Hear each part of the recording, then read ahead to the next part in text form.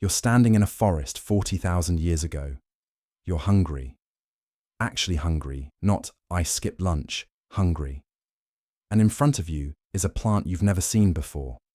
Berries, purple, glossy, kind of beautiful. Nobody handed you a guidebook. There's no app for this. There's just you, an empty stomach, and a decision that could either feed you or kill you in about 20 minutes. So here's the question nobody really thinks about. How did humans figure out which plants were food and which plants were a death sentence? And the answer is somehow both more brutal and more brilliant than you'd expect. Let's get the ugly part out of the way first. A lot of this knowledge was written in bodies. Someone ate the wrong root. Someone's stomach twisted, their throat swelled, and they didn't wake up the next morning. That death wasn't wasted, though. Someone else was watching, and they remembered. This is called, bluntly, trial and error with fatal consequences. Anthropologists believe this is exactly how early humans built their first mental maps of what was safe. But here's where it gets interesting. Humans weren't the only ones doing the testing. Watch what animals eat, and you get free information. If a bird gorges on a berry and flies off fine, that's data. If a monkey vomits a fruit back up, that's data too.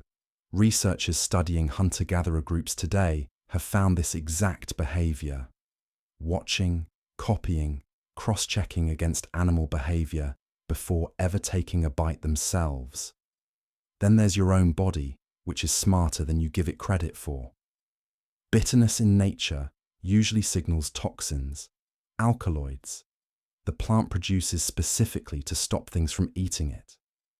That's why children instinctively spit out bitter foods. That instinct isn't pickiness. It's a built-in poison detector, inherited from ancestors who survived long enough to pass it down. And once someone survived a close call, that knowledge didn't stay locked in one person's head.